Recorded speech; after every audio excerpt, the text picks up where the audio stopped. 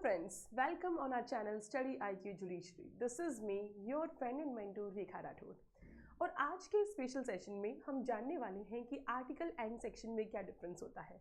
Students generally class में पूछते रहते हैं कि मैम आर्टिकल एंड सेक्शन में क्या डिफरेंस है, क्यों हम कॉन्स्टिट्यूशन ऑफ इंडिया के जो प्रोविजंस है उनको सेक्शन नहीं बुला के बल्कि आर्टिकल बुलाते हैं। और ऐसा सिर्फ कॉन्स्टिट्यूशन के साथ ही नहीं है बल्कि लिमिटेशन एक्ट के साथ भी है कि लिमिटेशन एक्ट में सेक्शंस एंड आर्टिकल्स दोनों हैं, तो उन्हें हम आर्टिकल्स क्यों बुलाते हैं। तो चलिए समझते हैं आज के सेशन में।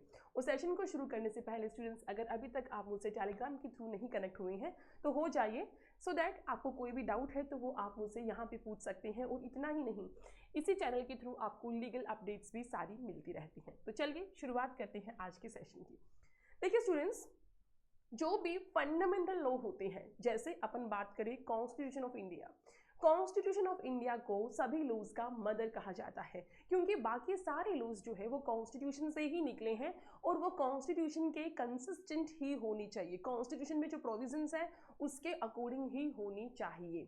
और अगर कोई भी लॉ ऐसा बनाया जाता है, चाहे वो पार्लियामेंट बनाए या वो स्टेट लेजिस्लेचर बनाए, जो कॉन्स्टिट्यूशन के प्रोविजन के इनकंसिस्टेंट है या उनके प्रोविजंस को वोलेट कर रहा है, तो honourable supreme court and high court अपनी जुडिशियल रिव्यू की पावर को यूज करते हुए उसे नल एंड वॉइड डिक्लेयर कर देते हैं, उन्हें अनकॉन्स्टिट्यूशनल डिक्लेयर कर देते हैं।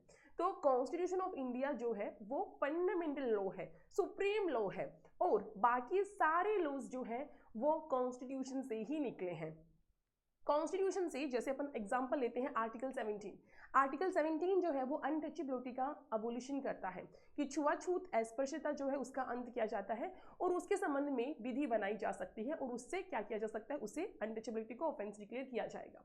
तो यहाँ पे आर्टिकल 17 से लॉज निकले हैं, जैसे पार्लियामेंट ने इसी आर्टिकल की कंप्लायंस में अनटचेबिलिटी ऑफेंस एक्ट बनाया, जिसका बाद में चल के नाम चेंज कर दिया गया। तो इस तरीके से हर एक आर्टिकल से बहुत सारे लॉज बन सकते हैं और बहुत सारे लॉज बने हैं। तो इसीलिए कॉन्स्टिट्यूशन ऑफ इंडिया क्या है, ये एक फंडामेंटल लॉ है, सुप्रीम लॉ है, और इसीलिए इसके जो प्रोविजंस होते हैं उनको आर्टिकल कहते हैं।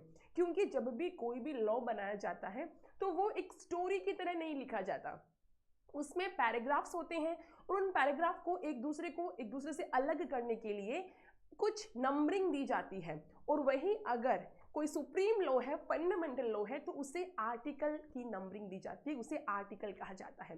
तो ये तो बात हुई कॉन्स्टिट्यूशन की। अब आपको क्लियर हो गया होगा कि कॉन्स्टिट्यूशन के जो प्रोविजंस हैं उनके लिए सेक्शन वर्ड यूज नहीं करके आर्टिकल वर्ड यूज किया जाता है। जैसे अभी मैं आपको दिखा देती हूँ, जैसे ये कॉन्स्टिट्यूशन ऑफ इंडिया है, तो कॉन्स्टिट्यूशन ऑफ इंडिया में सबसे पहले पार्ट है, फिर पार्ट के अंदर चैप्टर्स है, और फिर चैप्टर्स के साथ में क्या है, उसके अंदर आर्टिकल्स दे रखे हैं, आर्टिकल 1, 2, 3। तो ये आर्टिकल्स दिए जाते हैं ताकि जो प्रोविजंस हैं उनको अपन आइडेंटिफाई कर सकें और उनको हम अच्छे तरीके से समझ सकें कि कौन से आर्टिकल में कौन सा प्रोविजन दिया गया है। तो जो कॉन्स्टिट्यूशन है, क्योंकि वो फंडामेंटल लॉ है, वो बताता है कि देश का शासन किस तरीके से चलेगा, और उसी फंडामेंटल लॉ से बहुत सारे लॉज निकले हैं, इसीलिए इसे आर्टिकल कहा जाता है, ना कि सेक्शन।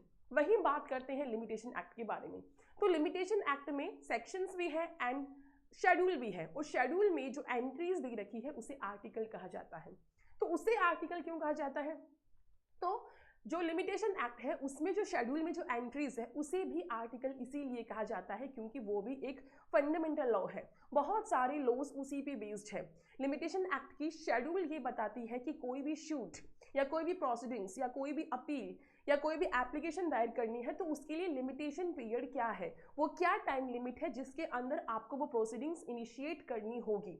तो लिमिटेशन एक्ट के ऊपर, लिमिटेशन पे बहुत सारे एक्ट डिपेंडेंट है, ठीक है, जैसे कि सीपीसी हो गया, जैसे कि स्पेसिफिक रिलीफ एक्ट हो गया, जैसे कॉन्ट्रैक्ट लॉ हो गया, क्योंकि उनमें जो प्रोसीडिंग्स इनिशिएट की जानी है वो कितने टाइम में की जाएगी वो लिमिटेशन एक्ट की शेड्यूल की एंट्रीज बताती है, और इसीलिए उसे आर्टिकल कहा जाता है, ना कि सेक्शन कहा जाता है।